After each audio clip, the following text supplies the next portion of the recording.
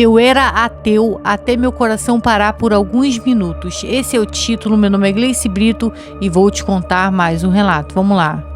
Oi Gleice, tudo bem? Pode me chamar de Lucas. Tenho 41 anos e durante praticamente toda a minha vida adulta fui ateu. Não daquele tipo que apenas dizia não acreditar em Deus. Eu tinha absoluta certeza de que Deus não existia. Costumava dizer que religião era apenas uma maneira de as pessoas suportarem o medo da morte. Para mim, quando o cérebro parava de funcionar, tudo acabava. Era simples, era lógico. Minha esposa era cristã, nunca brigamos por causa disso, porque ela sempre respeitou a minha opinião. Eu, infelizmente, nem sempre respeitava a dela. Fazia piadas, dizia que fé era apenas um apoio emocional para quem não conseguia aceitar a realidade.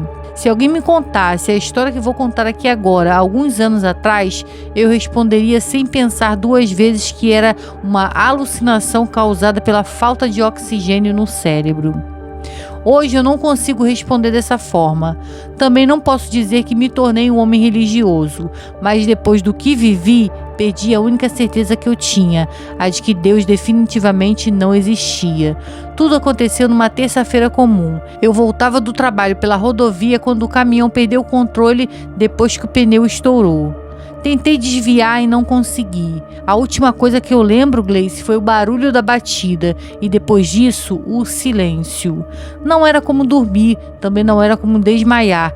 Era uma sensação estranha de consciência, mas sem conseguir entender exatamente onde eu estava. As lembranças desse momento são confusas. Tenho flashes, lembro de ouvir sirenes, pessoas gritando, alguém dizendo que precisava agir rápido. Em alguns momentos tive a impressão de observar toda aquela movimentação como se eu estivesse distante dela, sem conseguir identificar exatamente onde estava. Até hoje não sei dizer se aquilo realmente aconteceu ou se foi uma construção da minha mente durante a parada cardíaca. Só sei que parecia exatamente real. Depois dessas imagens, tudo desapareceu. Não havia mais som, não havia mais confusão. Veio uma sensação de paz que nunca experimentei em toda a minha vida. Era uma tranquilidade tão profunda que nenhuma palavra consegue explicar. Não era felicidade, não era euforia, era apenas a ausência completa de medo. Naquele momento comecei a lembrar da minha vida, não como um filme passando diante dos meus olhos. Eram lembranças curtas, conversas, escolhas, momentos que eu nem imaginava que ainda guardava na memória.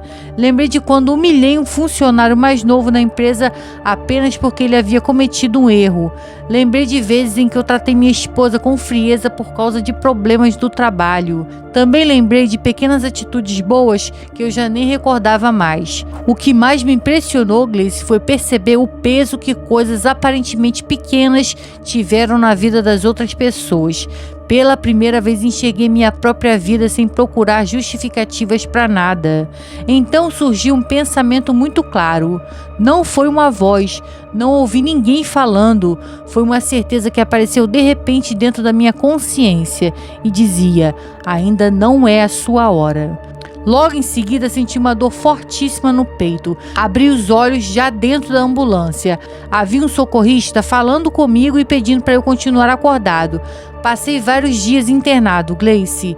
Depois que consegui conversar com o médico, ele explicou que meu coração havia parado durante alguns minutos e que a equipe conseguiu me reanimar.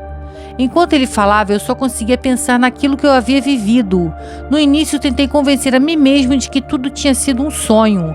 Depois pensei que talvez fosse efeito dos medicamentos. Mas quanto mais o tempo passava, menos essa explicação me convencia.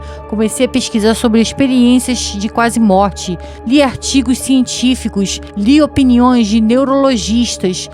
Li pesquisas que tentavam explicar essas experiências pela atividade cerebral. Também li relatos de pessoas que viveram situações muito parecidas com a minha. Algumas eram religiosas, outras, assim como eu, eram ateias. Eu procurava uma resposta definitiva, mas encontrei apenas perguntas. Minha esposa percebeu a mudança antes mesmo que eu contasse qualquer coisa.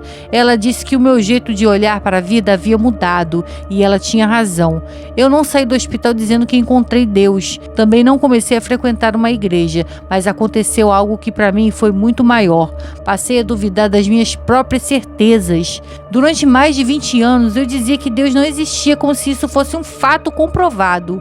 Hoje eu percebo que eu confundia convicção com verdade. Quando alguém me pergunta se agora eu acredito em Deus, minha resposta é sincera. Eu ainda estou procurando essa resposta. Não posso afirmar que aquela experiência prova a existência de Deus, mas também não consigo afirmar que ele não existe. Aquele acidente destruiu muito mais do que o meu carro. Ele destruiu a arrogância que eu tinha de acreditar que compreendia tudo sobre a vida e sobre a morte. Hoje continuo pesquisando, continuo fazendo perguntas e talvez tenha sido a maior mudança de todas. Antes eu ria de quem dizia ter fé. Hoje, pela primeira vez, eu admito que talvez existe algo muito maior do que aquilo que conseguimos explicar. E, sinceramente, eu espero um dia descobrir o que é.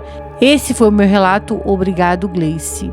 Eu acredito muito em experiências sobrenaturais, experiência com Deus, e acredito principalmente na existência de Deus. Isso aí é fato, mas deixa aqui a sua experiência. Você já viveu algo assim forte com Deus, uma experiência sobrenatural?